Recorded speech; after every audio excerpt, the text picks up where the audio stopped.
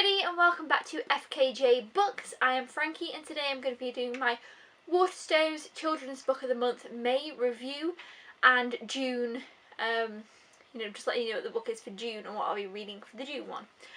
I am a bit late with doing this. I really wanted to film this on the 1st. I made sure to read the May book at the end of May so I could do the video straight away. However, I wasn't able to make a video for the first week of June because things just got really busy. So, May's book was Letters From The Lighthouse by Emma Carroll. Now, I had read another book by Emma Carroll which was called Frost Hollow Hall, and I absolutely loved it. I thought it was fantastic. So when I found out that this was May's Waterstones Children's Book of the Month, I was like so happy and so excited to read another book by Emma Carroll, and not only that, but of course her new book. So I kind of knew a little bit of what to expect from this author, and she typically writes historical fiction. The other book that I read was set around the 1800s, I can't exactly remember when, and this one is set during World War II in 1941. And we have our main character called Olive. I just had to double check then it was Olive, not Olivia, I don't know why. Our main character Olive in this book, and obviously she actually lives, I think she lives in London. She lives in a city anyway, obviously, which is, pretty scary during World War II. The beginning is quite intense, there's a lot going on. They know it's the war, things are kind of scary, but they are going about their lives, which is very interesting. And Olive has an older sister and a younger brother. She also lives with her mother, but unfortunately this is right at the beginning of the story, her father has died during the war. He was off fighting in the war, and unfortunately, he died, so she's dealing with that as well. At the very beginning of the story, her sister goes missing, and it's kind of a little bit of a mystery, but that's never the main focus. I find that is interesting with Emma Carroll's books, because I do find that when I read Frost Hollow Hall, there was a mystery element in that book, but the mystery wasn't the main focus. I really love mystery books. So the mystery kind of isn't what drove that story, and the mystery isn't really what drove this either. There is some kind of mystery, where's her sister gone? She's gone missing. Is she alive? Is she okay? And there's kind of some weird little clues that come about throughout the book to do with her sister, and it's kind of interesting. You kind of think, okay, what's gone on with her sister here?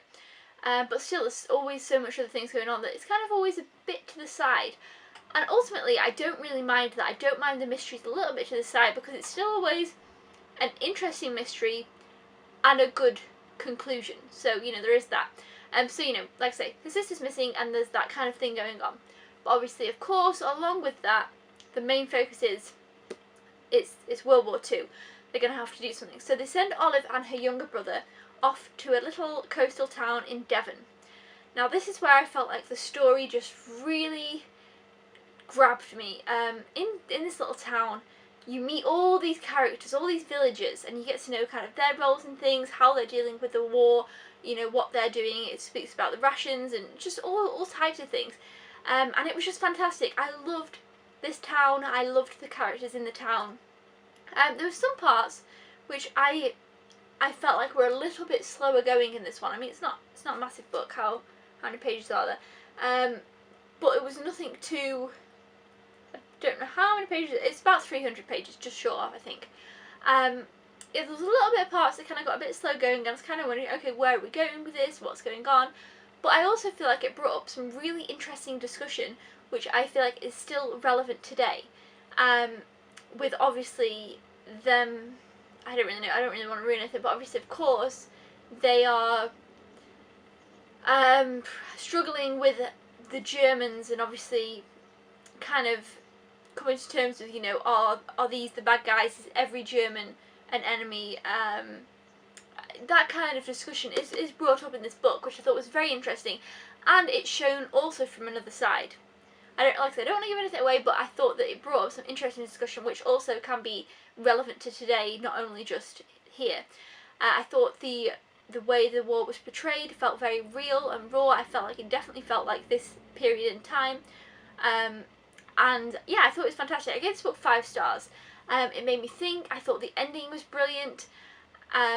There was also, there's another part which just completely grabbed me.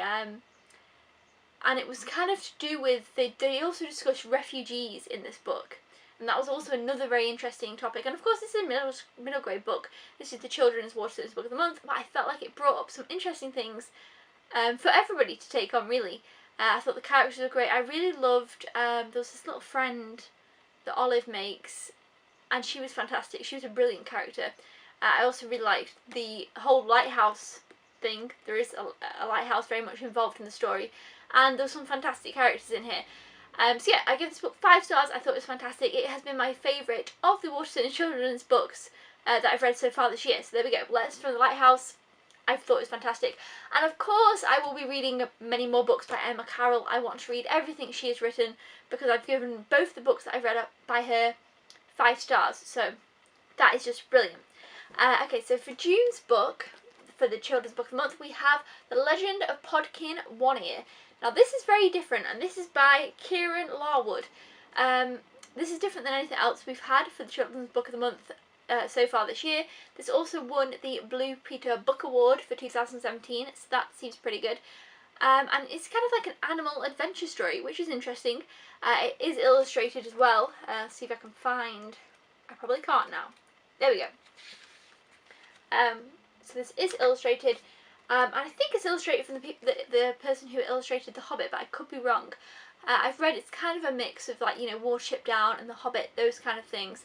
But it has been getting very good reviews, so I am excited to read this. And it is something definitely different than what I would usually pick up. This isn't a book I would typically pick up, so that's nice. That's what I like about these Waterstones ones, is that it kind of steps out my comfort zone into other genres of middle grade. Because Letters From The Lighthouse I definitely would have picked up, you know, anyway. This, not so much.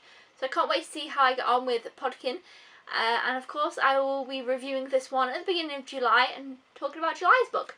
So definitely check out this one if you think you will enjoy this. I think probably Emma Carroll's books all sound great, so just check out her as an author. But yeah, I will see you next time. If you enjoyed this video, don't forget to subscribe for more bookish videos and give this video a thumbs up. I will see you next time. Thank you for watching. Goodbye!